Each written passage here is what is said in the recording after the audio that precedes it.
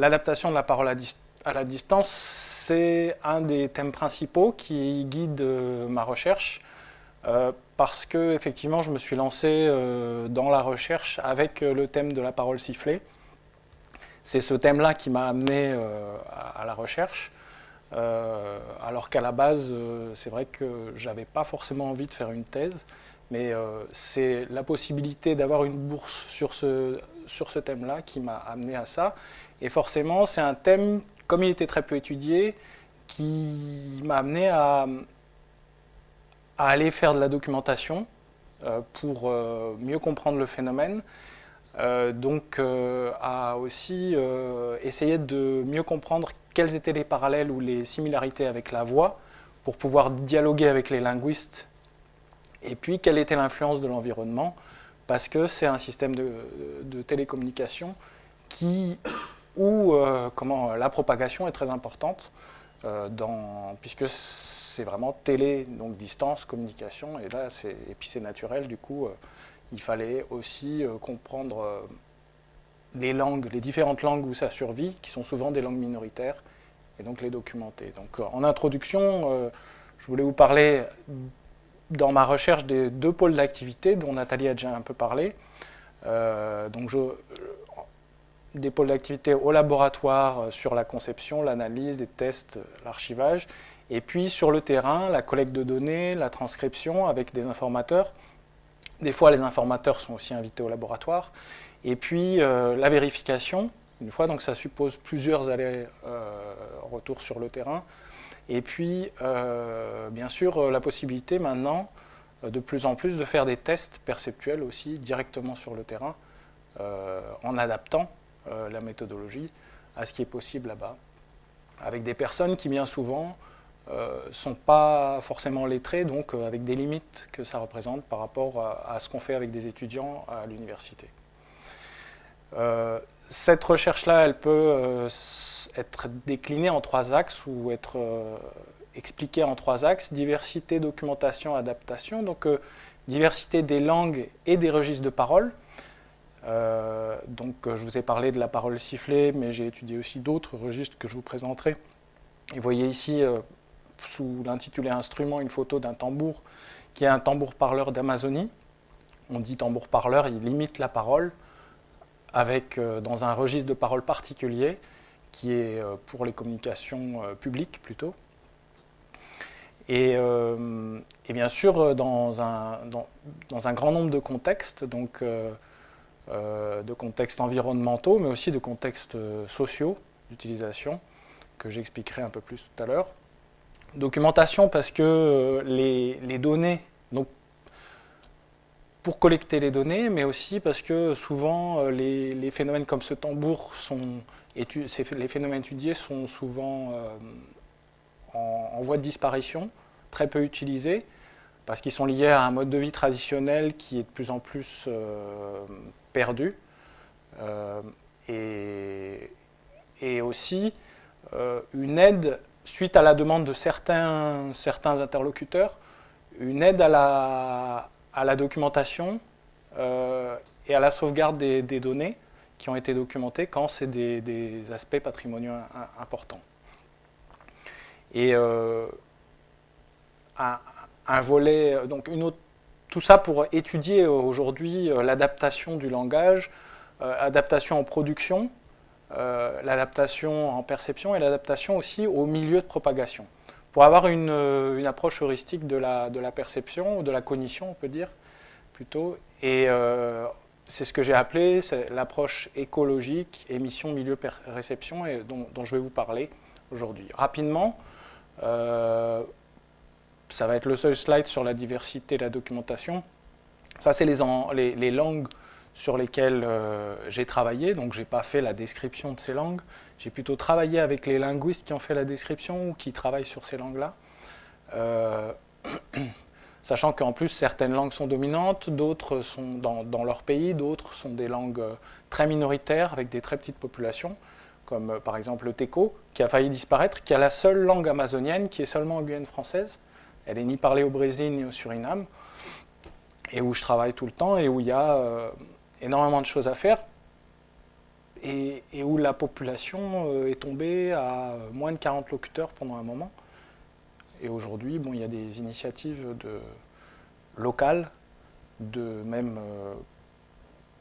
relancer la musique, relancer la langue à travers la musique, et aussi relancer la langue par une politique de mariage où les gens qui se marient avec un teco ou une teco parlent la langue.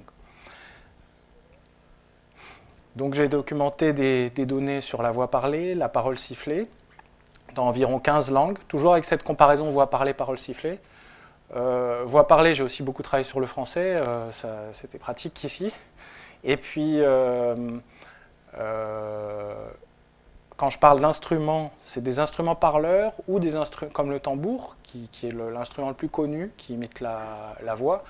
Mais il y a aussi des instruments chanteurs, c'est-à-dire qu'en fait, le double chanté, comme on peut l'appeler, est une référence quand l'instrumentiste va jouer d'un instrument, et ce double chanté, et l'instrument n'imite que la version chantée, et n'imite pas vraiment la version parlée.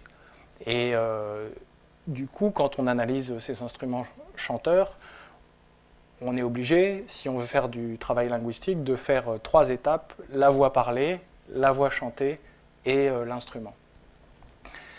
Là, j'ai travaillé sur un petit peu moins de langues parce que ça fait moins de temps, mais bien souvent, en fait, pourquoi j'ai étudié ça? Parce que les endroits où il y a de la parole sifflée, dans les endroits où c'est des langues minoritaires et très traditionnelles, il y a aussi des instruments parleurs.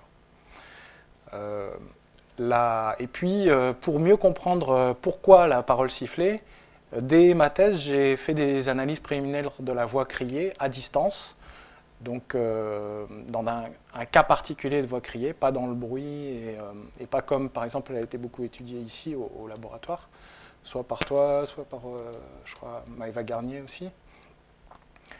Et donc, il y a des contraintes de communication à distance qui sont un petit peu différentes dans le bruit, même si finalement la distance fait qu'il y a aussi le bruit qui intervient.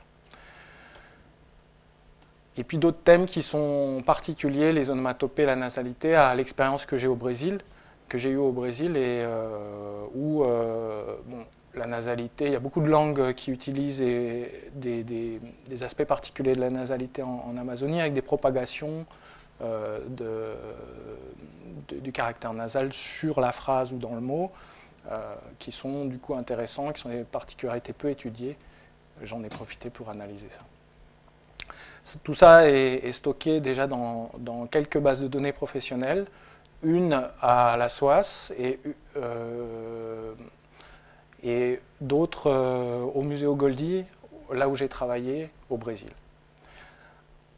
Alors, je vous ai dit, l'approche écologique du langage, pour avoir une vision plus générale, j'ai fait ici un schéma qui permet de voir que je vais étudier donc, les caractères de production, perception et milieu qui influencent la parole, mais aussi les interactions entre ces différents aspects, et puis les influences de changement, influence sur la parole et sur l'analyse. On peut faire des changements de langue, que ce soit des langues émises, des langues comprises, ou alors des changements de registre de parole, et puis des changements de milieu de propagation qui peuvent éventuellement influencer. Tout ça pour voir la dynamique articulatoire, mieux comprendre au niveau production, donc aussi quelle est la science perceptive visée par la production, mieux comprendre aussi l'interface phonétique-phonologie, puisqu'on a souvent affaire, dans les phénomènes que j'ai étudiés, à des simplifications ou des déformations de la voix parlée. Et puis, comme j'ai étudié plusieurs langues, comparer ces phénomènes entre une typologie donc, au niveau des langues, une typologie entre les registres et une typologie même musique-langage. Tout ça aussi pour essayer de dégager des processus cognitifs sous-jacents au phénomène du langage en général. Donc, je vais faire quelques observations préliminaires sur le thème que j'ai proposé. Donc le canal de transmission, c'est le milieu où se propage, dans un cadre de parole à distance, où se propage le signal. Je pense qu'il est important parce que les capacités productives et auditives humaines ont été développées dans des environnements ruraux qui représentent le cadre dominant de l'évolution, mais aussi jusqu'à il n'y a pas très longtemps, c'est-à-dire je crois que c'est en 2010 que les géographes ont annoncé qu'on passait à une majorité de la population humaine sur la planète urbaine. Jusqu'en 2010, la population était encore en majorité rurale. Donc il n'y a pas très longtemps. Les contraintes présentes du coup dans ce qu'on peut appeler les paysages sonores d'une manière un peu générale en utilisant un terme d'écoacoustique, on va dire, associées à ces conditions, donc sont importantes à étudier. Et pourtant, en fait, elles ont été il y a eu très peu d'études systématiques sur l'impact des environnements acoustiques naturels en extérieur sur la parole humaine, alors que justement, il y a des systèmes de communication naturels qui sont adaptés à ça. Et puis, je pense que la rareté en fait de ces études, c'est peut-être dû au fait qu'il y a des contraintes d'études et de contrôle des conditions. Les paysages sonores ruraux naturels sont très variables. Ils dépendent du terrain, de la situation géographique, de la végétation. La biophonie, donc c'est les sons animaux, les sons de la géophonie, c'est plutôt les sons des rivières, les sons de la nature, mais pas les animaux. Et des conditions météorologiques qui est un facteur qui perturbe et qui est extrêmement compliqué pour mettre en place, par exemple, des études de perception en conditions en extérieur. Donc une grande variété d'effets masquants de bruit. Et puis le signal de parole, lui, en plus, il est dégradé dès qu'il se propage, même à quelques mètres, avec l'effet bien connu de l'atténuation sphérique. Et puis la dispersion et la réverbération qui peuvent être dues à plusieurs causes, la végétation, mais aussi une dispersion qui peut être due au type de terrain aussi, ce qu'on appelle l'effet de sol, qui fait des réflexions plus ou moins fortes en fonction du type de sol. La topographie, bien sûr, qui est extrêmement importante en montagne. Et donc, ce qui fait qu'on est obligé de mettre au point des méthodes particulières, mais il y a tout de même aujourd'hui, en acoustique environnementale et en bioacoustique, c'est-à-dire la bioacoustique peut être appliquée aux hommes, mais en général, la bioacoustique, elle parle surtout de la communication animale. Si on veut faire des études d'animaux, de communication animale, d'animaux qui ne sont pas en prison, donc en dehors des zoos, où leur comportement est complètement différent pour certains aspects, surtout pour les animaux les plus intelligents, on va dire, les biologistes qui voulaient étudier ça se sont mis ont été obligés de travailler dans ces conditions-là. Donc on peut utiliser le savoir-faire qui est appliqué en bioacoustique et en acoustique environnementale pour l'appliquer à la parole humaine et à une étude de la parole à distance. Notamment, on peut remarquer que, dans un premier temps, pour une première étape, qu'il y a des caractéristiques communes des bruits de fond naturels. Par exemple, ici, vous voyez dans deux bruits de fond que moi j'utilise, un enregistré en Catalogne, là où j'ai fait mon premier postdoc, dans un champ. C'était plutôt, donc les expériences que je faisais étaient plutôt dans ce champ-là, dans cette zone-là, où on peut considérer qu'il y a très peu de réverbération. Donc moi j'ai négligé la réverbération quand j'ai resimulé ce milieu.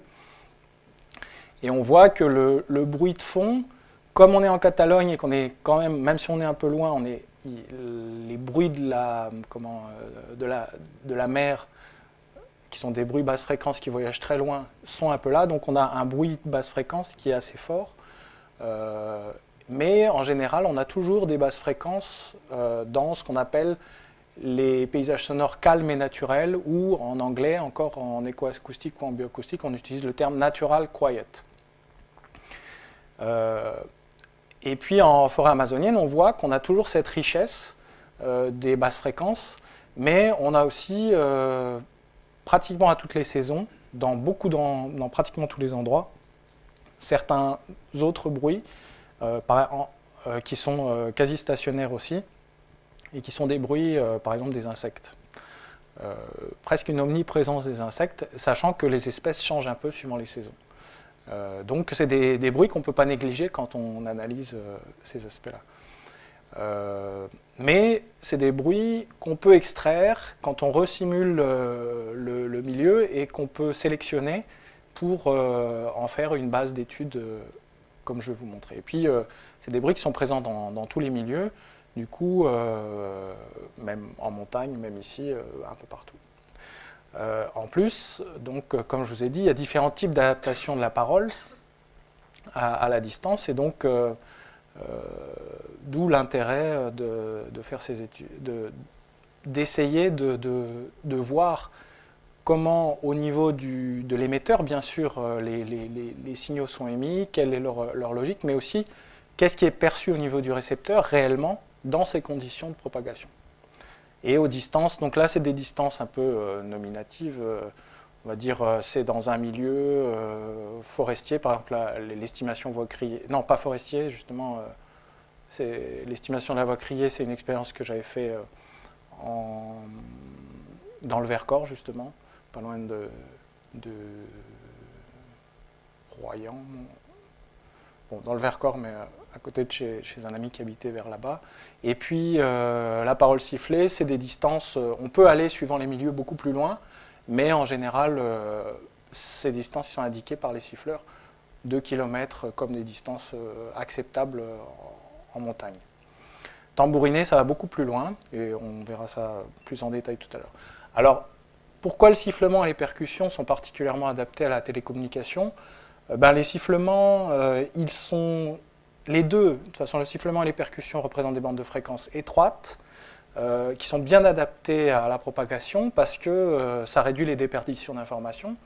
En plus, les deux représentent des fréquences résistantes à la réverbération, les basses fréquences parce qu'elles voyagent loin, parce qu'elles sont c'est des grandes ondes, donc elles sont peu perturbées par les obstacles qu'elles rencontrent. Et puis, les sifflements, il y a eu des études dans les forêts, par exemple, qui ont montré qu'il y avait comme une fenêtre de moindre réverbération entre 1000 et 3000 kHz, pardon, j'ai mis Hertz. Et vous pouvez voir ça dans l'étude de Padgham 2004, qui est très intéressante de ce point de vue-là, parce que c'est un mathématicien donc, qui a testé ça dans plusieurs forêts et qui a montré que vraiment il y avait cette moindre réverbération dans les fréquences, en gros, des sifflements. Donc, c'était étudié déjà avant, mais là, vous pouvez trouver dans ce papier une étude très carrée sur ce thème-là. Et puis, les sifflements, ils ont la particularité d'être dans les fréquences où l'oreille humaine est la plus performante, à la fois en statique et en dynamique, ce qui peut expliquer que c'est ces fréquences-là qui ont été sélectionnées pour ce genre de communication.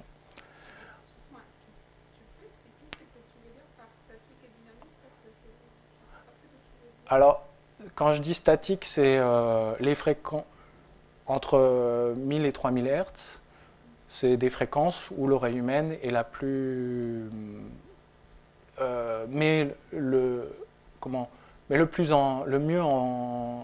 augmente le plus, de par les différents fils par lesquels qu'elle constitue, les amplitudes par rapport aux autres fréquences.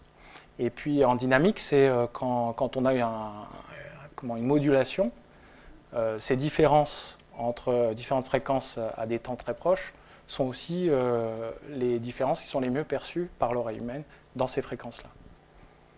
C'est par rapport à la fréquence. Oui, c'est dans ces fréquences-là qu'on a la meilleure résolution dans les modulations et quand il n'y a pas de modulation aussi. Alors, j'en ai déjà parlé un peu, mais on a dans la transformation en sifflement ou en percussion, on a deux stratégies très différentes. L'une où, justement, on s'appuie plus sur des modulations de fréquences, et dans l'autre, on a plus un découpage rythmique de la parole. Et puis, dans un cas, la parole sifflée, elle est plus utilisée pour des dialogues, et puis le mode parlé des tambours, lui, il est plus utilisé pour des annonces publiques. Donc c'est déjà, à la base, deux registres de parole, même si on prend juste la version ou le double parlé qu'on pourrait en tirer, c'est deux versions, deux syntaxes un peu différentes de la parole. Les annonces publiques, quand elles sont faites en haut-parleur, même avec la voix, les phrases sont souvent bien plus simples, elles sont découpées la plupart du temps un peu toujours de la même manière, pour que la plus grande partie des personnes comprennent le message. Donc c'est ce qui se passe dans le mode parlé des tambours. Les protocoles que j'ai appliqués, qui sont inspirés de la bioacoustique pour faire des analyses de la dégradation de la parole, sont des protocoles donc assez classiques où on va faire un enregistrement multipiste, ce qui permet de mesurer la réverbération à différents points. La plupart du temps, donc, pour avoir une mesure du même son exactement, on va faire une propagation à partir d'un haut-parleur, mais on peut aussi travailler directement avec des locuteurs, ce qui est pour les locuteurs dans des populations comme en Amazonie, leur paraît beaucoup plus réel et du coup moins bizarre à réaliser, donc plus facile à mettre en place. Et on peut l'appliquer à différents types de signaux, bien sûr. Donc je voulais vous montrer dans une première partie des expériences qu'on a fait avec ce protocole de mesure, et ensuite en faisant passer des tests de perception sur des reconnaissances de mots de la voix parlée à distance. En préliminaire, je voulais présenter le spectre long terme du bruit qui a été utilisé. Donc là, le trait en continu. Et puis le spectre long terme de tous les mots qui ont été testés dans cette expérience. Et donc vous voyez comment, par exemple à 33 mètres, l'ensemble des caractéristiques fréquentielles du mot sont noyées dans le bruit de tous ces mots. Et puis après on peut regarder plus en détail, par exemple sur les voyelles. Alors si on en regarde une plus en détail, par exemple le I, qui va avoir ici un pic et ici un deuxième pic, donc c'est les formants. On voit si, par exemple, à 33 mètres, les I sont très bien reconnus, on peut émettre l'hypothèse que juste ces fréquences-là sont importantes pour la reconnaissance de l'identité de cette voyelle. Là, pour les consonnes, donc j'en ai mis plusieurs, c'était des mots CVC ou CCV, donc la plupart étaient des CVC. Du coup, j'ai distingué les codas et les onset, donc parce qu'ils ont des comportements un petit peu différents et des résultats de reconnaissance un petit peu différents. Et ce premier graphique, on peut regarder par exemple à 33 mètres, dans les plosives, puisque là j'ai mis que les plosives, il y a seulement certains aspects qui émergent encore du bruit. Et même si ce bruit de fond, en fait, est un bruit qu'on ne perçoit pas directement, puisque c'est un bruit de fond natural quiet, donc auquel on s'habitue très vite. Et dans la tâche de reconnaissance qu'on a fait passer, on mettait en permanence ce bruit de fond dans un premier temps, et on faisait varier la distance. Et on voit ici les niveaux de reconnaissance, les taux de reconnaissance de mots. Et puis, sachant que Ensuite, à partir de ces mots et des taux de reconnaissance de ces mots et en découpant les CVC et en voyant qu'est-ce qui était reconnu et qu'est-ce qui n'était pas reconnu, on a extrait des taux de reconnaissance de voyelles et de consonnes. On voit que les taux de reconnaissance des voyelles sont très élevés même à 33 mètres. Et puis, c'est-à-dire qu'ils sont autour de 80% encore, alors que le taux de reconnaissance des mots sont autour de, ou un peu en dessous de 40%. Et par contre, pour les consonnes, quand on fait les calculs, on a une bonne corrélation avec le taux de reconnaissance des mots. Oui, oui, c'est des mots du français qui ont été choisis et dont les listes, c'était 19 listes de 17 mots et qui étaient équilibrés, des listes équilibrées pour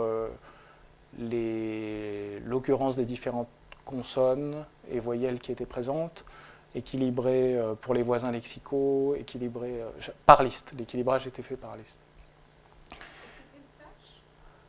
C'est une tâche de reconnaissance, c'est-à-dire juste on demandait à la personne, après avoir de dire quel mot elle avait reconnu, même si elle n'avait pas reconnu de mots, de dire ce qu'elle avait reconnu. Donc elle pouvait dire un non-mot, mais ce qui nous permettait, nous, ensuite de savoir quelles étaient les consonnes et les voyelles qui avaient quand même été reconnues. Elle les dit, ouais, c'est par enregistrement. Parce que, en fait, cette expérience a été faite dans un premier temps en extérieur, dans des conditions réelles. À l'endroit où le bruit de fond a été enregistré, celui que je vous ai montré tout à l'heure, pour voir, comme c'était les premières expériences de ce type-là, pour voir à quelle distance on devait se placer pour être dans la pente de la courbe d'intelligibilité, pour ne pas être dans les deux plateaux. Et là, on est à peu près dans cette pente-là. C'est pour ça qu'on commence à 11 mètres et qu'on termine à environ 33 mètres. Et c'était pour être sûr d'avoir le SRT à peu près au milieu de la pente. Et donc, comme cette expérience a été faite d'abord avec une dizaine de personnes en extérieur, on enregistrait les réponses, puisqu'on était en condition réelle, on n'avait pas le temps d'écrire, ou c'était déjà assez compliqué, parce qu'on s'arrêtait dès qu'il y avait du bruit. Et c'est pour ça que ça, c'est une expérience, c'est une réplication de ce premier test, avec 36 personnes en laboratoire, en resimulant le milieu avec le bruit de fond. Et en simulant la distance rien que par l'atténuation sphérique. Donc ça revient à un changement de signal sur bruit. On ne rajoute pas de réverbération, on ne rajoute pas d'autres résultats. Et, ouais. Je te demandais, parce que comme après tu mets le graphique sur l'identification des voyelles et des consonnes, Ouais. je pensais que peut-être vous aviez fait deux tâches différentes. Non, c'est la même tâche, c'est-à-dire qu'on a extrait les résultats sur les voyelles et les consonnes à partir des résultats sur les mots et les non-mots qui étaient autorisés.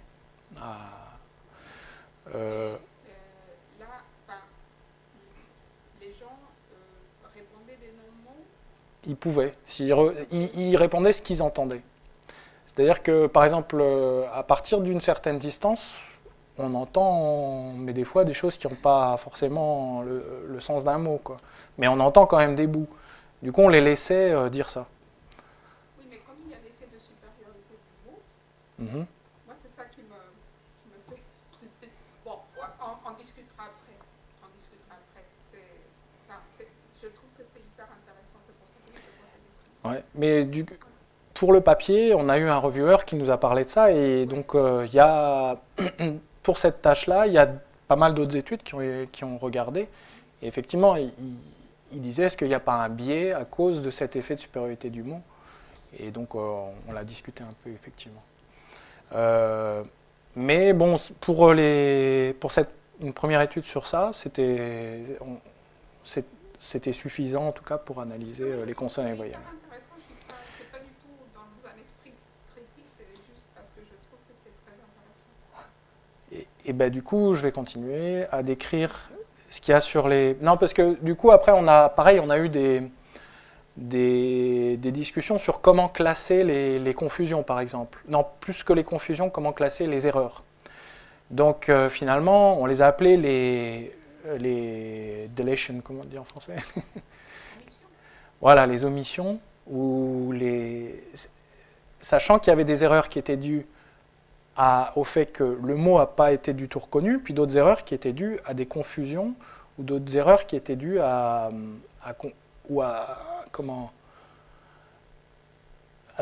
oui, il y avait des confusions complètes sur le mot. Et du coup, et en fait, cette différence entre confusion et omission, on a observé qu'elle était pas la proportion de l'une et l'autre était très différente pour les voyelles et les consonnes, et que cette différence était à toutes les distances, comme on le voit dans le graphique en dessous. C'est-à-dire que les omissions sont beaucoup plus importantes pour les voyelles, alors que les confusions sont légèrement, et à partir d'une certaine distance, beaucoup plus importantes pour les consonnes. En plus, pour les voyelles, on s'est rendu compte que la plupart des omissions étaient dues à l'absence de reconnaissance du mot, c'est-à-dire une erreur sur l'ensemble du mot. C'est ça que je voulais dire tout à l'heure. Et aussi, en regardant plus en détail, on s'est rendu compte qu'en fonction de la position de la consonne, on avait des patterns de réponse différents, sachant que, par exemple, si on regarde les consonnes voisées pour les confusions, sont un peu plus souvent confondues en finale qu'en initiale. Pour les plosives, par exemple, qui sont non voisées, c'est plutôt en initiale, des confusions. Et puis on a reproduit ensuite on a projeté en fonction des distances les taux de reconnaissance des consonnes, et ça nous a permis de mettre en place une échelle de résistance en fonction du type de bruit, puisque ce type de bruit n'avait pas été étudié, l'effet de ce type de bruit sur la reconnaissance. Et cette échelle, si on veut regrouper les caractéristiques, des traits phonétiques qui caractérisent les différentes consonnes ici du français, on voit qu'il y a d'abord on va dire les sifflantes avec beaucoup d'énergie.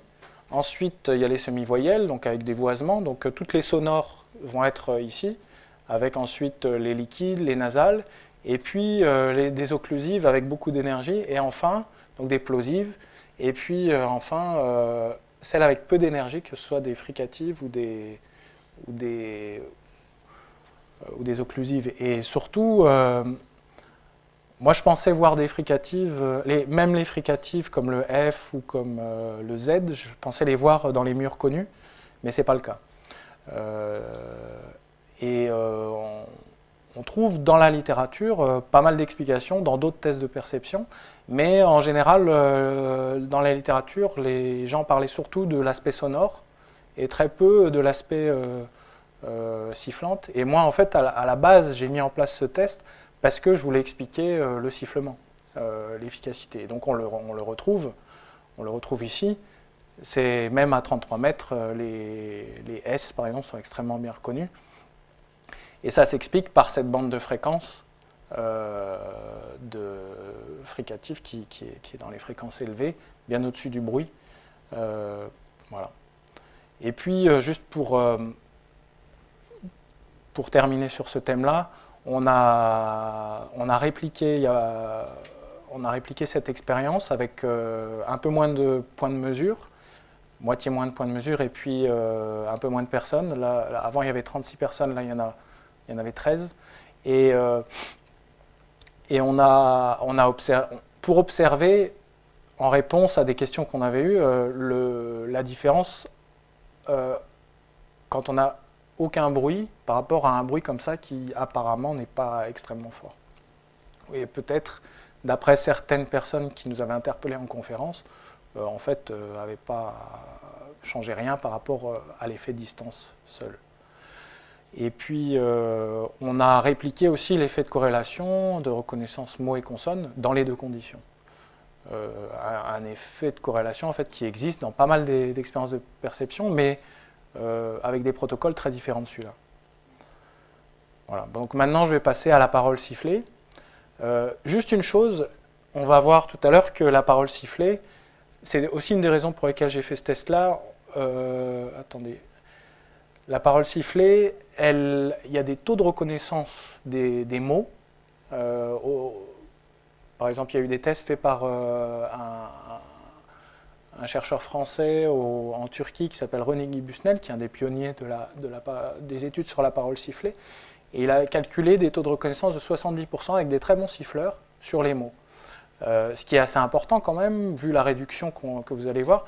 Mais 70%, si on regarde la première étude, ça veut dire que c'est des 17 mètres, que le sifflement est plus efficace qu'une écoute de la voix qui était produite environ à 65 dB, entre 63 et 65 dB. Voilà, donc dès 17 mètres, on est plus efficace que la voix parlée comme ça. Pas que la voix criée, bien sûr.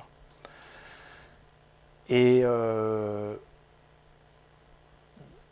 du coup, la parole sifflée, je vais commencer à l'introduire en vous montrant de l'espagnol, qui est assez proche donc, du français pour en tout cas ses voyelles et ses consonnes. Et du coup, ça va vous permettre, vous, de sentir le phénomène. Donc avec deux mots, adios et amigo. C'est l'exemple que moi j'utilise tout le temps pour introduire ce phénomène. Et cette phrase aussi, qui est donc, parce que la parole sifflée sert à faire des phrases, pas juste des mots individuels, où on entend un siffleur qui est celui de gauche, qui siffle pour aller le plus loin possible et qui parle à son frère. Donc là vous entendez Francisco, trae. Voilà, vino tinto. Et quand il y a des occlusifs comme ça, le tinto, on entend bien. Hein. Et ça permet de voir qu'on peut l'apprendre facilement. Ça s'appuie sur des choses qu'on a dans la voix parlée. Ces choses-là sont en fait, ici on voit par exemple le adios et le amigo, sont des niveaux pour les voyelles. Les voyelles sont assez stables en fréquence. Même si, comme pour la voix, quand elles sont parlées rapidement ou sifflées rapidement, elles peuvent être très modulées, comme ici pour le i, qui a une stabilité très faible. Et puis, sinon, les consonnes sont plus des modulations de cette fréquence de la voyelle. Donc, je peux vous faire écouter.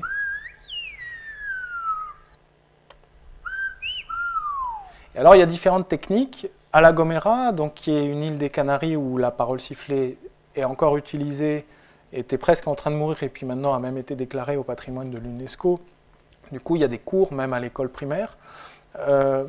Ils ont cette technique de mettre un doigt dans la bouche parce qu'en fait le milieu se prête à des très longues distances de communication. Mais là, vous voyez un siffleur d'une autre zone, un siffleur de Mazatec, qui vient donc de montagne aussi, mais du Mexique, où il y a aussi pas mal de forêts, et où les distances de communication du fait de la forêt sont un petit peu plus restreintes, en général. Même si ils ont aussi d'autres techniques, mais ça c'est la technique dominante, et cette technique dominante en fait est adaptée au milieu dans lequel elle est utilisée, dans lequel la parole sifflée est utilisée. Et en plus, cette technique, la technique de droite, donc, permet une meilleure articulation, par exemple des labiales, alors que celle avec le doigt bloque certains mouvements, des lèvres en tout cas. Et du coup, dans les descriptions, certaines limitations du système sifflé de La Gomera, qui fait référence, sont parfois dues à la technique plus qu'à la limitation intrinsèque à siffler certaines consonnes et voyelles. Je vais vous montrer des images filmées par René Guy Busnel, justement, lors d'une expédition qu'il a fait, entre autres, avec l'équipe Cousteau.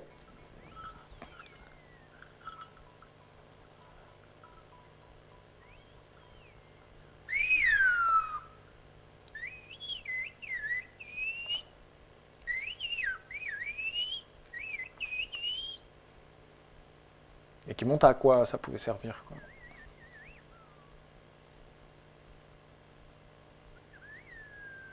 Et là, on voit le village d'Agoulo.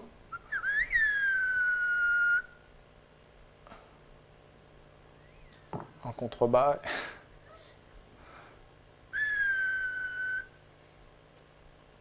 Donc des fois, c'est très impressionnant. Donc c'est une des raisons pour lesquelles moi, je me suis lancé en recherche. C'est en voyant des choses comme ça. Je me suis dit, ça vaut le coup d'aller voir comment ça marche. Il y a la distance, bien sûr. Et puis, il y a le fait qu'on arrive à reconnaître, que le cerveau humain arrive à reconnaître des consonnes et des voyelles à partir d'un signal qui, a priori, on n'identifie même pas comme quelque chose de linguistique. Et c'est d'ailleurs une des raisons pour lesquelles ça a été peu étudié. C'est-à-dire, il y a des fois des anthropologues ou des linguistes ou des ethnomusicologues qui ont travaillé à des endroits où il y avait la parole sifflée, mais ils travaillaient soit sur un instrument, soit sur la langue, soit sur donc des aspects particuliers sur lesquels ils étaient concentrés. Et ils n'ont pas forcément noté qu'il y avait du sifflement qui était utilisé pour la langue. Des fois, le sifflement, ils l'ont associé plutôt à des codes très compliqués, comme on le fait, par exemple, encore en France parfois, dans des compétitions avec les chiens ou des choses comme ça, dans le dressage. Et pourtant, c'est une pratique très ancienne, et du coup, en recherchant dans les vieux textes, on voit qu'en Chine, en tout cas, et le Yunnan en Chine, et le Sichuan sont des régions montagneuses où il y a énormément où il y a encore, mais ça se perd rapidement avec l'acculturation, mais il y a beaucoup de langues qui avaient une version sifflée ou qui ont encore une version sifflée, qui dans les années 80-90 en avaient encore beaucoup en tout cas. Et puis aujourd'hui, de temps en temps, on voit des reportages où on le voit encore. Et puis, il y a aussi des vieux textes qui semblent indiquer que peut-être ces gens de l'époque, ces historiens comme Élien et Hérodote, avaient eu des rapports de voyageurs sur des gens qui sifflaient, soit qui... Des fois, ils disent qu'ils parlent comme des chauves-souris, d'autres fois, ils disent qu'ils utilisaient que le sifflet pour parler entre eux de falaise en falaise, puisque dans les montagnes berbères, il y avait des gens qui vivaient au flanc des falaises. Et donc il y a des hypothèses, et puis il y a aussi des témoignages directs du XVe siècle qui relatent un voyage au XVe siècle du mercenaire Jean de Béthencourt. La première fois qu'il a observé la parole sifflée de la Gomera que vous avez vue, c'était en fait non pas de l'espagnol mais du berbère guanche, la langue berbère qui est morte aux Canaries, où il ne reste plus que des toponymes, et puis la parole sifflée qui a été transférée au sifflement qui a transféré à l'espagnol. Et donc il disait qu'il parle de Beaulièvre ainsi que fût sans langue, comme si on leur avait coupé la langue, parce qu'il les voyait, je pense, déjà comme des esclaves à qui on coupait la langue pour... Et du coup, c'est les seules explications qu'il y avait au début. Puis petit à petit, il y a eu des chercheurs, des aventuriers qui ont documenté ça, d'abord des prêtres, puis ensuite de plus en plus des philologues, et qui ont commencé à comprendre comment vraiment on articulait des voyelles et des consonnes. Au début, ils ont essayé de les noter comme des notes de musique, et puis forcément, c'est pas suffisant parce que c'est un système trop discret. Et finalement, avec les enregistreurs aujourd'hui, il y a énormément d'études. Et puis on en a trouvé sur d'autres îles, même si c'était les derniers siffleurs, comme El Hierro, qui est une autre île des Canaries. Il y a des témoignages que ça existait aussi sur Tenerife, qui est donc l'île où il y a aujourd'hui encore des cours pour réenseigner la parole sifflée. Ça existe en Grèce aussi, donc je vais vous faire écouter une phrase. Bienvenue, que veux-tu? Καλώς ήρθατε, τι θέλετε? Parler. Alors, le locuteur que j'ai fait parler là, c'est pas la personne qui a sifflé, il n'a pas l'accent des gens de l'île. Le siffleur qui est ici, c'était un très très bon siffleur qui est déjà décédé. Mais aujourd'hui, il y a encore 2-3 siffleurs dans ce village. Et il semblerait qu'ils prennent exemple sur ce qui se passe à La Gomera pour essayer de mettre au point au moins un enseignement extrascolaire. Carlos. Donc pour vous faire écouter la phrase petit bout par petit bout.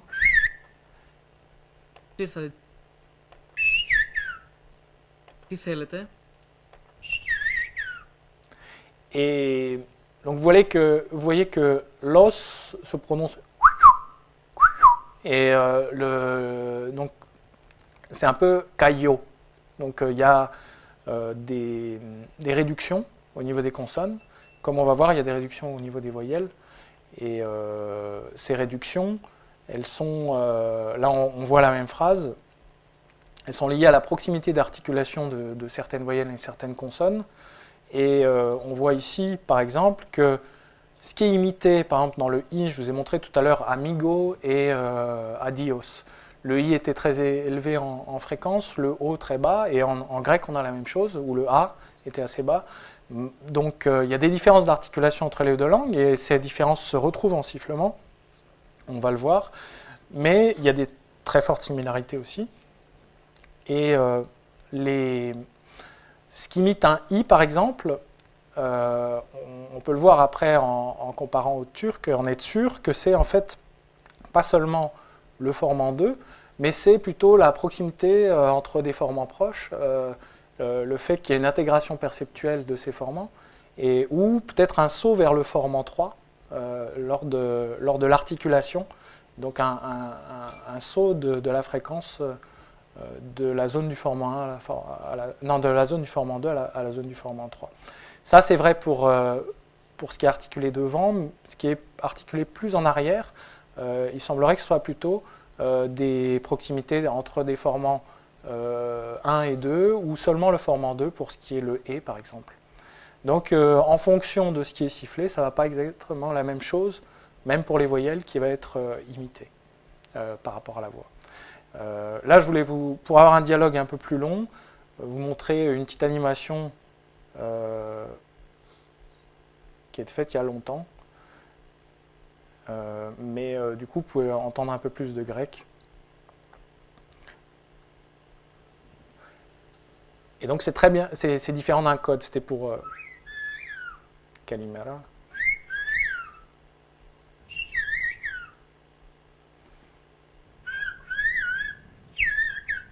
Là, c'est Nafawa, en fait, il y avait une erreur.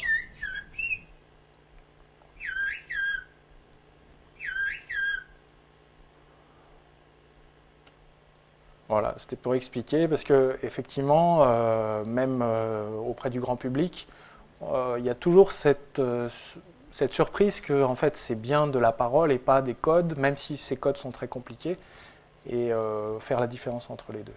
Donc, au fur et à mesure des recherches bibliographiques et puis des terrains, on a pu voir qu'il y avait toutes ces langues qui avaient une version sifflée, qui avait été au moins un petit peu étudiée, et où il y a eu une publication qui parlait de ça, que ce soit des travaux d'anthropologie, d'ethnomusicologie ou de linguistique, ou même des récits de voyageurs, mais assez précis.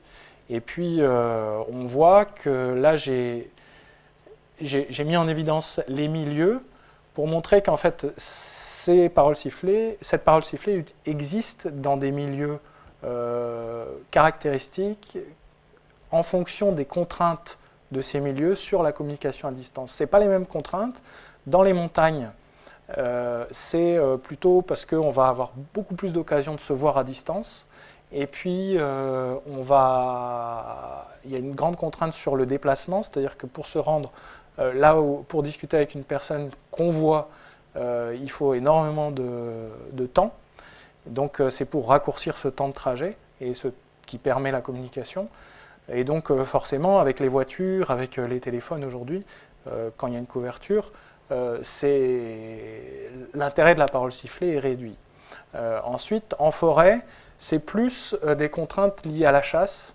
Bon, déjà, c'est des contraintes, on se voit très rapidement, on ne se voit plus.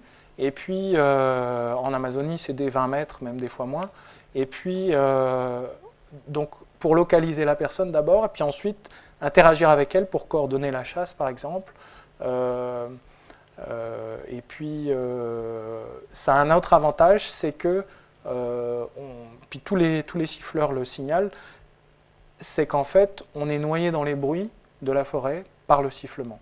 Parce qu'il y a beaucoup d'animaux qui ont la même stratégie, utilisant le sifflement pour les communications à distance dans la forêt.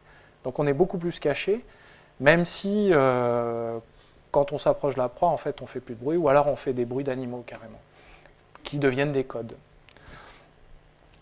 Donc c'est ce que j'explique ici, qu'il y a un couplage entre l'activité et le biotope, et bon, c'est pour illustrer aussi les conditions de communication. Et que quand on fait une étude sociolinguistique sur la mort de cette pratique, on voit que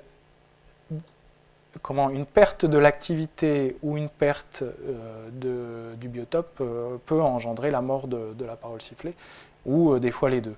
Mais par exemple en Amazonie, où la chasse continue, c'est la déforestation chez les gavions où moi j'ai travaillé, les gavions du rondonien.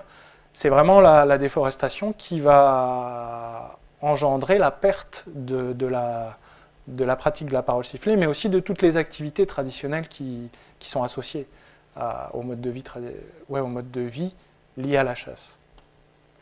Et du coup, on a ces niches écologiques humaines qui sont mises en valeur ou soulignées par la pratique de la parole sifflée, avec cette distinction que j'avais mise sur la carte entre les zones de montagnes escarpées, où aussi, à chaque fois, on a une technique de sifflement associée assez particulière, soit souvent avec des doigts dans la bouche pour être plus efficace et parler plus loin, soit ensuite une autre niche où on a des forêts avec des montagnes, où en fait les activités qui sont liées là, c'est plus l'élevage extensif comme... Donc c'était surtout des bergers dans cette première niche qui utilisaient la parole sifflée, même si ensuite dans le village ils pouvaient l'utiliser entre les maisons aussi, mais il semblerait que l'activité principale des siffleurs soit celle des bergers. C'est surtout dans une famille... ceux qui sont bergers qui sifflent le mieux. Et puis ensuite, là, par exemple, chez les Mazatèques ou chez les Hakka ou les Hmong en Asie du Sud-Est, c'est plus une combinaison d'activités de chasse. Il n'y a plus d'élevage vraiment extensif, même s'il y en a un petit peu, mais c'est plus limité du fait de la végétation. Et puis, alors qu'en Amazonie, c'est pratiquement seulement la chasse et la pêche qui engendre la pratique de la parole sifflée.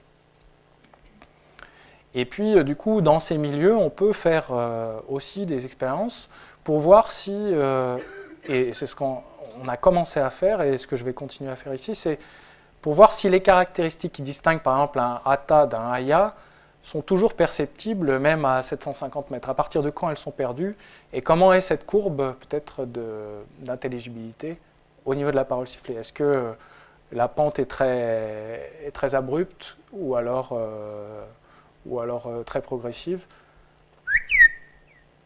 Bon, là, il faut tendre l'oreille pour entendre.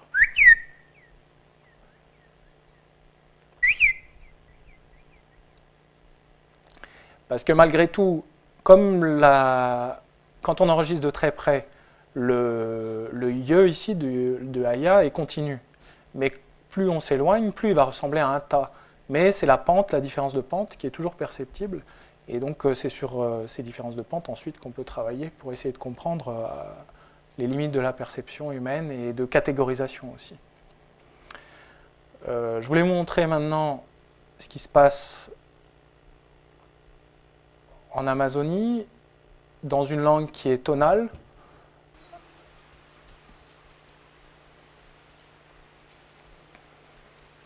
Avec une simulation en fait et un test d'intelligibilité.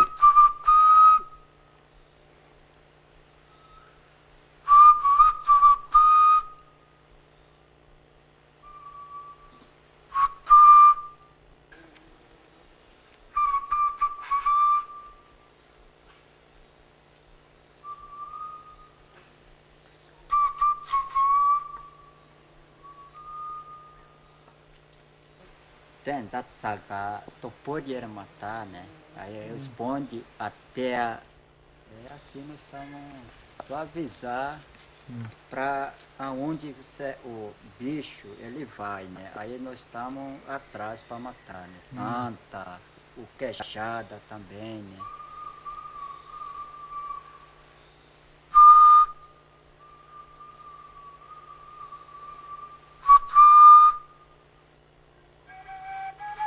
Donc ça demande des fois pas mal de répétitions.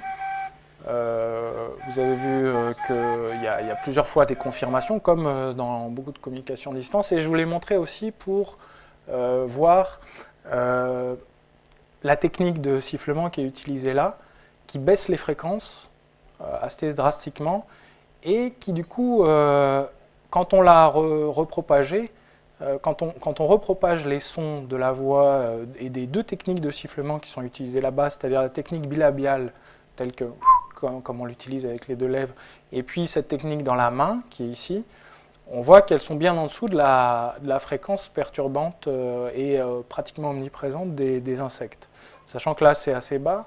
Des fois, il y a à d'autres saisons, il y a des insectes un petit peu plus bas en fréquence. Et par contre, si on diffuse du turc, on voit qu'il y a une interférence. Donc, c'est des premiers signes peut-être d'adaptation à l'environnement par la technique d'articulation. C'est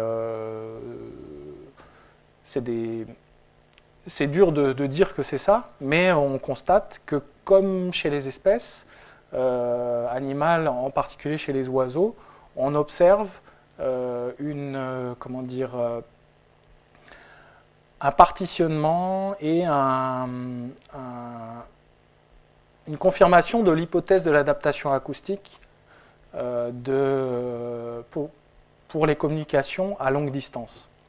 On parle là que à longue distance et pas de la voix, mais c'est intéressant parce que c'est un des seuls cas dans les pratiques de communication humaine où on peut voir ça de manière claire. Dans la voix, il y a pas mal de gens qui cherchent ça, parfois, pour voir si effectivement les milieux, les différents types de milieux vont changer les systèmes phonétiques des langues en fonction de là où les populations vivent. Mais il y a tellement de paramètres, même sur les mouvements des populations, sur les techniques statistiques qui sont utilisées pour faire des corrélations, qu'on ne peut pas être sûr que le résultat vérifie est lié à une cause à effet direct, quoi. Alors, combien de temps il me reste pour...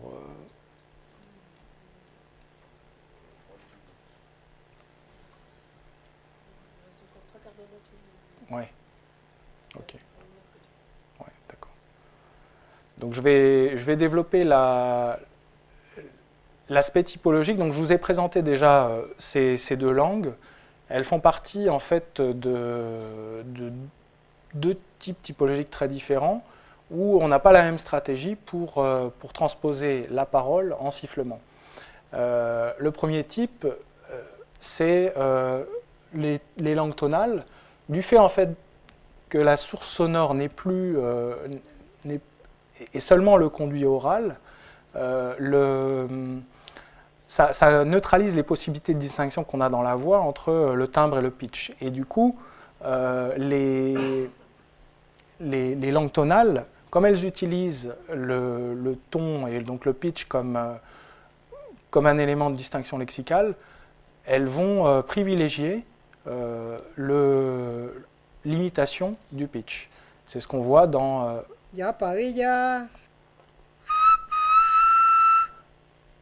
Alors que, donc si on extrait le F0 ici, on voit qu'il est copié pratiquement exactement par le sifflement. Alors que dans des langues non tonales, comme on l'a vu avant, eh ben, on a une imitation plus de certaines parties du timbre, que ce soit pour les consonnes comme pour les voyelles. Et donc, ce qui est particulier dans la parole sifflée, c'est que pour des personnes non entraînées, ça je l'ai signalé un petit peu, il n'y a pas d'intelligibilité. Alors que quand les personnes sont entraînées, dans les langues tonales, elles reconnaissent bien. La reconnaissance s'appuie surtout sur des phrases stéréotypées quand le système tonal n'est pas très complexe.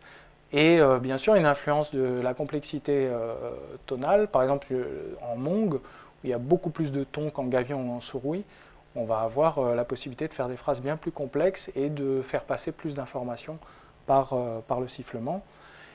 Et dans les langues non tonales, il y a eu des mesures sur des phrases, sur des mots, des phrases avec différents types de complexité. Et on voit qu'on a quand même un percept pratiquement complètement intelligible, en tout cas sur les phrases, pour les bons siffleurs. Là aussi, c'est une pratique. Il n'y a pas longtemps, on est retourné dans un endroit avec Rachid Ridwan, dans un endroit où la parole sifflée est encore très bien pratiquée. Et on voit que c'est quelque chose de spécialiste. C'est-à-dire, c'est une pratique qui est vraiment pratiquée, donc, surtout par les bergers, mais aussi par certains bergers qui aiment communiquer comme ça. Parce qu'il y a d'autres possibilités de communiquer à distance, comme le cri, et certains bergers utilisent que le cri. Donc, les très bons spécialistes développent des très bons niveaux de reconnaissance, mais on peut aussi tester des gens qui ont des niveaux de reconnaissance assez bas et qui se disent siffleurs. Donc, ça justifie de faire une étude aussi sociolinguistique pour trouver les personnes qui ont ces compétences. Donc là, on voit... Mais déjà, il faut savoir aussi si la personne parle une langue tonale, s'il a la notion, parce que nous, comme on n'a pas de langue tonale, ben déjà, pour comprendre une langue tonale, c'est tellement difficile. Alors imagine si on doit comprendre un siffleur de langue tonale. Enfin, c'est... Oui, et puis... Toi qui parles une langue tonale, Yann, qu'est-ce que tu en penses? C'est vrai, c'est pas évident en fait. Rien que le fait de distinguer entre différents tons, c'est pas évident. Et d'autant plus il y a différentes voyelles dans ce système-là, il faut distinguer aussi, qui utilise aussi, à part les formats de pitch aussi en fait. Et c'est vrai que, par exemple, les Gavions, ils ont des voisins qui parlent la même langue, un dialecte un peu différent, avec juste quelques différences tonales, et ils comprennent la voix parlée, mais ils ne comprennent pas leur sifflement, ou très peu. Et donc, c'est aussi quelque chose qui permettait de se reconnaître entre groupes, dans un contexte où il y avait des conflits entre les voisins. Les Gavions et les Oraux, c'est politique la distinction qu'il y a aujourd'hui entre eux. C'est des peuples qui étaient ennemis aussi, très rarement associés. Et donc le fait qu'ils arrivent à reconnaître ou pas le sifflement d'un autre était important pour la survie quand il y avait des rencontres, vu que c'était des peuples voisins. Et là, je vais vous faire écouter du sifflement, en berbère, parce qu'il y a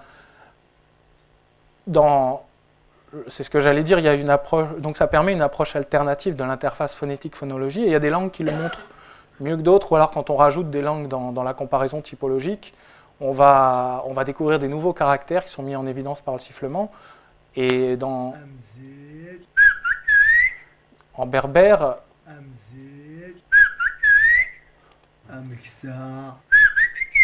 on a des clusters de consonnes, ou même parfois des syllabes seulement avec des consonnes, donc qui sont importants au niveau de la syllabe, et du coup, on va avoir un sifflement différent des consonnes de ce qui se passe en grec, par exemple, ou en espagnol, où les consonnes ne peuvent pas porter à elles seules une syllabe.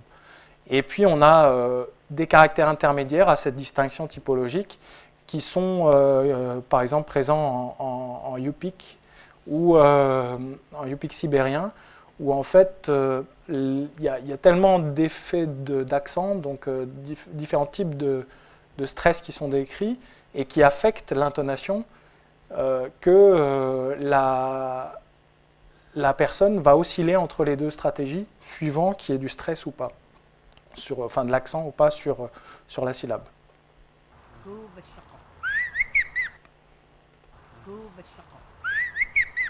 Donc là, par exemple, j'ai mis les syllabes accentuées avec un petit accent dessus, et on voit que, par exemple, le OU, qui parfois, qui assez souvent est sifflé bas, et ben, ou le...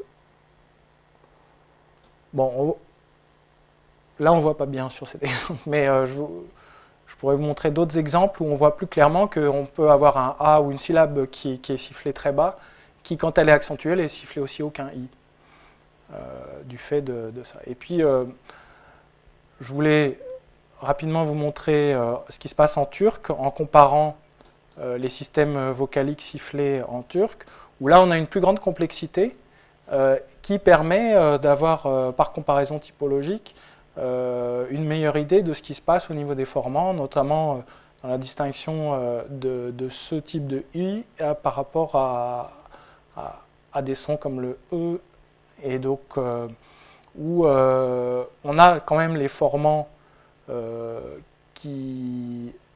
En fait, on a une distinction en fonction des formants qui sont proches. Et si c'était seulement le formant 2, par exemple, qui était sifflé, on n'aurait pas ces regroupements qu'on a ici. Et donc, ça permet, rien que par comparaison, de voir que c'est plus compliqué. Et on a fait passer, avec notamment Fanny Meunier, des tests de perception à des non-siffleurs, que ce soit des Français, puis plus récemment des mandarins, et des Espagnols, pour voir l'influence de la langue maternelle sur la perception, puisqu'on voit là, quand on regarde le système par exemple du grec, le I et le E par exemple sont beaucoup plus éloignés que le I et le E en espagnol. Et ben, est-ce que le fait qu'on ait ce système-là, ce type de différence dans notre langue maternelle par rapport à ce qu'on écoute, est-ce que ça va nous permettre d'avoir une plus ou moins bonne réponse dans la catégorisation ? Et on trouve ça, on trouve que vraiment les Espagnols, sur des stimuli qui sont des stimuli de siffleurs espagnols, les Espagnols sont les meilleurs, alors que les Français sont un peu moins bons et les mandarins un petit peu moins bons. Et je m'attendais à ce que les mandarins soient bien moins bons du fait qu'il y a peut-être cette précédence du ton. En fait, j'espérais qu'ils soient complètement mauvais, pour montrer que ça me permet de montrer qu'il y a une précédence du ton dans la perception.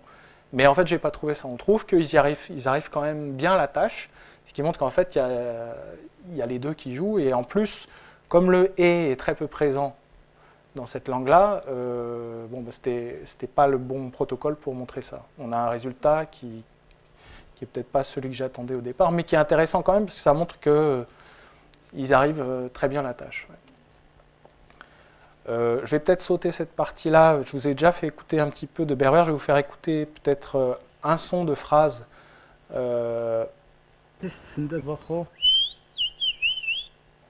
Et juste pour montrer comment c'est construit dans une phrase et voir que là, par exemple, on a Tsint qui est uniquement fait de consonnes et qu'il est quand même sifflé.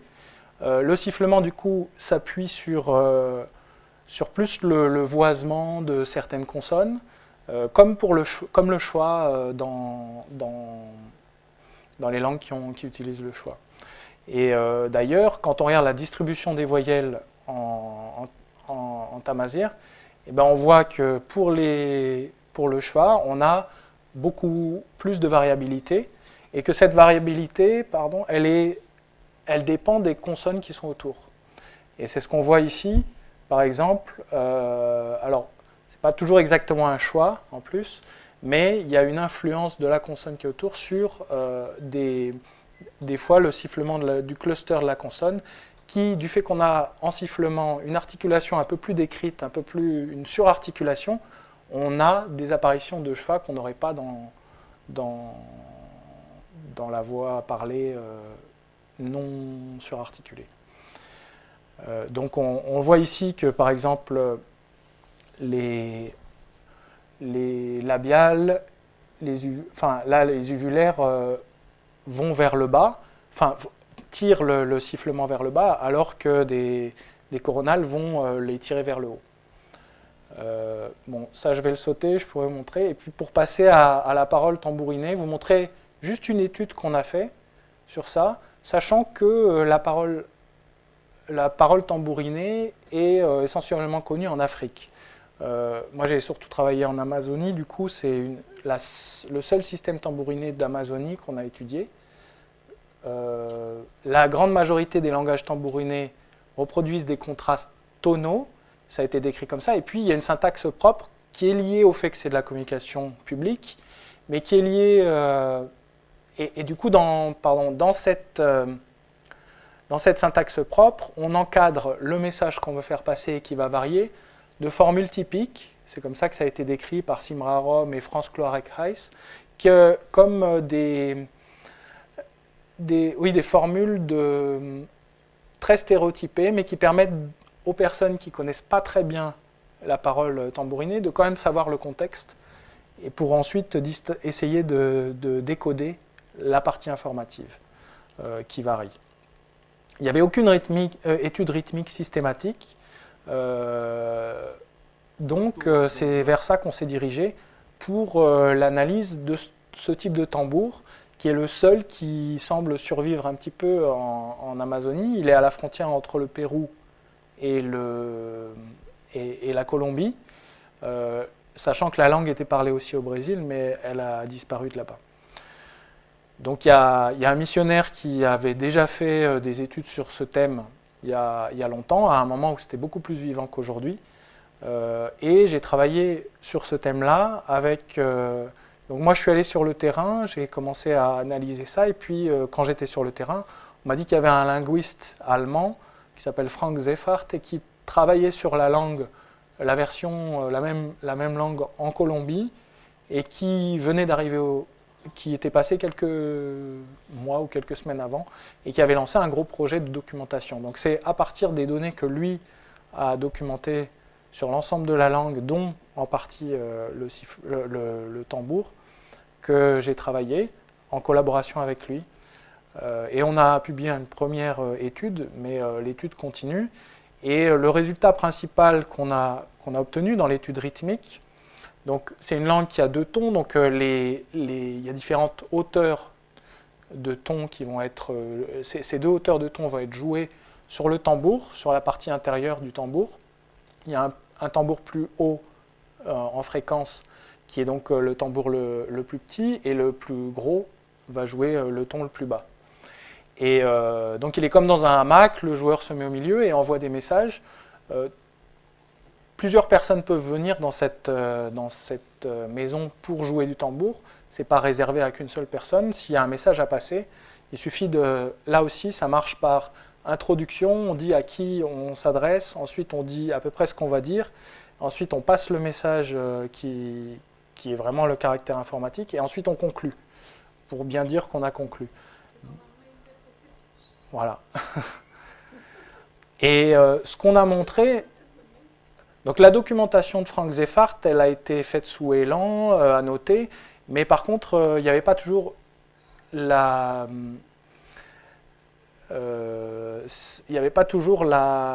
voix parlée associée.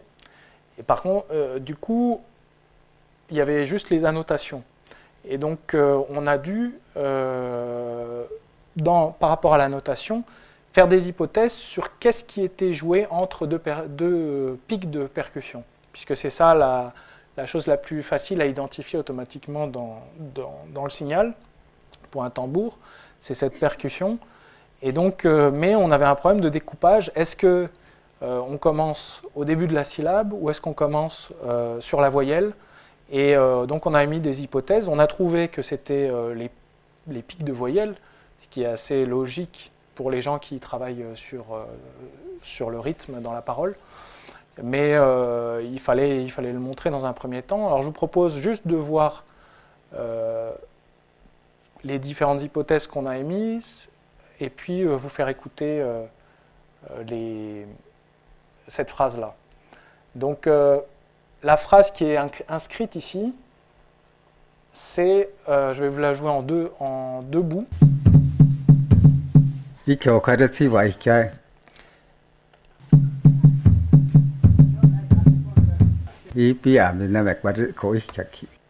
Voilà, et puis le bout en rouge, c'est celui qui est annoté, sachant que là, l'écriture, c'est l'écriture qui a été développée sur place par les missionnaires à l'origine, et ensuite, là, on a une écriture phonétique.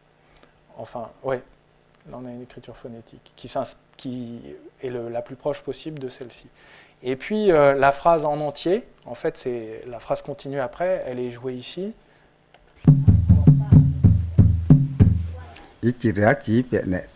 Pardon, ça c'est la fin de la phrase, et la phrase en entier, c'est celle-là.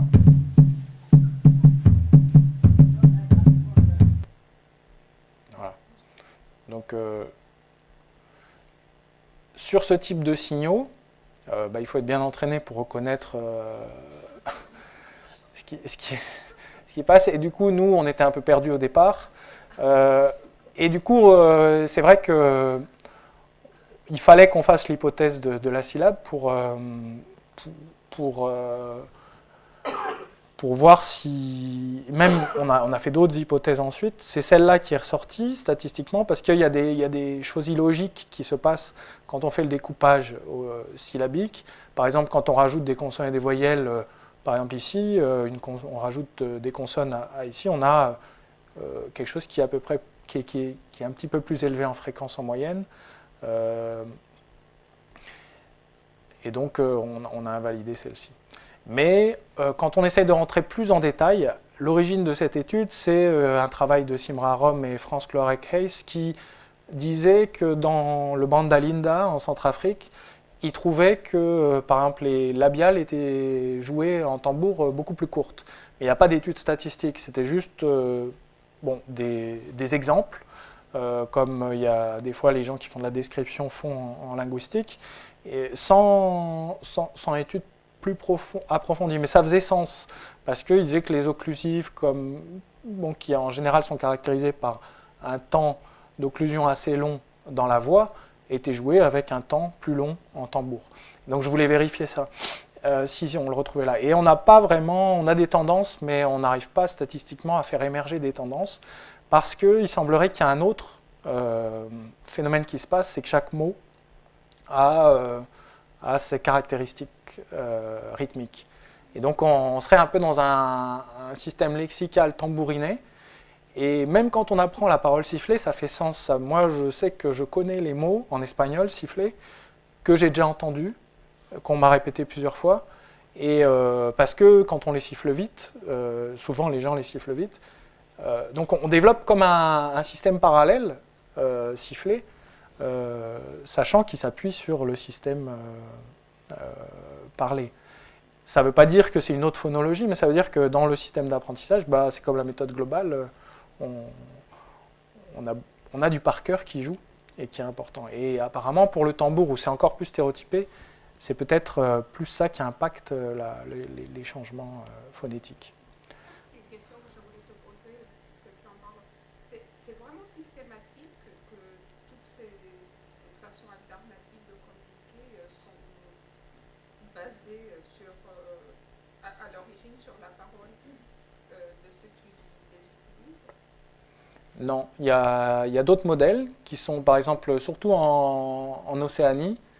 Il y a des systèmes, donc il y a des très belles études d'un ethnomusicologue suisse, Hugo Zemp, qui a travaillé en Océanie sur des systèmes tambourinés qui, eux, ont leur propre rythme tambouriné pour chaque chose. Et ce n'est pas des copies de la voix. Donc on a un rythme pour... Moi j'ai été travailler un petit peu sur une île qui s'appelle Ambrim à Vanuatu, par curiosité, et du coup j'ai pas décrit le système parce qu'il était presque mort, mais les gens qui m'ont montré me disaient non mais là tu dis crabe, là tu dis pêcher, et là tu dis poisson, et si tu veux dire je vais pêcher du crabe et du poisson, on a une syntaxe qui permet de mettre les sons ensemble. Il y a une étude récente dans Language, en 2014, qui a été faite pour décrire un système tambouriné Wolof qui est très très complexe, qui était joué par les grands maîtres tambours du Sénégal, et qui est encore joué par énormément de gens sur un tambour qui s'appelle le sabar, qui est extrêmement pratiqué là-bas. Et c'est une langue non tonale. Donc, ils décrivent un système qui marche comme ça, où c'est... Ils n'ont pas décrit exactement, mais il y a une correspondance avec la parole, mais qui est plus éloignée que ce qu'on a dans les langues tonales, en tout cas. Donc, voilà. Puis je voulais terminer avec la voix criée, puisque... en fait, moi, j'avais commencé avec ça dans ma thèse, mais avec des études préliminaires de ce style-là, où je me mettais à la place plus au niveau de la perception. Alors que les études qui ont été faites ici sont plus au niveau de la production, au niveau et du coup, j'avais regardé non pas le F0, du coup, et très peu l'amplitude, mais j'avais regardé j'avais regardé l'amplitude, mais j'avais regardé la deuxième harmonique pour mesurer les fréquences, parce que c'était ça qui émergeait le mieux dans le milieu où j'étais, qui émergeait le mieux du bruit. Et on voit qu'on a l'effet lombard décrit dans le cadre du forçage vocal. On a une augmentation des valeurs de fréquence qui émergent le mieux du bruit. Et puis on a aussi, moi je voulais pousser la personne au bout de ses productions, au bout de ses limites aussi de ses cordes vocales, pour voir comment ça se passait après et pourquoi on passait encore au sifflement. Et donc là, on avait une très grande élongation vocalique que maintenant j'essaye de reproduire du coup avec des expériences perception-production et je voulais voir aussi, maintenant je veux voir comment ça se passe dans les langues tonales. Est-ce qu'on a un comportement différent? Donc pour cette présentation, je me suis poussé à terminer certaines analyses. Ici, on voit sur une syllabe K, là, on n'a pas... l'amplitude n'est pas la bonne, mais on a les progressions qui sont les bonnes, parce que je n'ai pas encore corrigé en fonction des mesures faites avec un sonomètre. On a deux personnes différentes, et leur progression, en fonction de la distance de la personne avec laquelle ils parlaient. Et on voit aussi les progressions du F-min, qui est le ton bas, qui est au début de la syllabe, et le ton haut, qui est le F-max. Et je n'ai pas trouvé ce que je pensais trouver au départ, c'est-à-dire un écartement, une dispersion plus grande, plus l'effort est fort, des fréquences du F0. En fonction, par exemple, sur les tons hauts, on aurait une croissance plus élevée que pour les tons bas. Mais on trouve les mêmes caractéristiques que ce qui a été trouvé, par exemple, sur le français, dans la voix criée, avec une augmentation de l'amplitude, une augmentation du temps, de la durée surtout sur les voyelles, et puis une augmentation de la fréquence fondamentale. J'ai pas regardé les autres. Si, j'ai regardé les formants, et là, on n'a pas vraiment, pour l'instant, sur les résultats, d'augmentation significative ou d'influence significative sur ce que j'ai regardé. Et puis, pour terminer, donc là, on vient de faire passer une expérience où je vais tester un protocole où on a cette fois-ci, un peu comme pour l'expérience sur la compréhension de la voix parlée à distance, on a des mots de français. Là, cette fois-ci, ils sont dissyllabiques parce qu'apparemment, c'est ce qui est souvent utilisé dans les tests en voix criée. Et on va mesurer à différentes distances les taux de reconnaissance de listes de mots qui sont passés d'un locuteur à un autre. Et l'idée, c'est de faire donc des mesures de l'équilibre perception-production avec un double enregistrement simultané, avec aussi des relevés.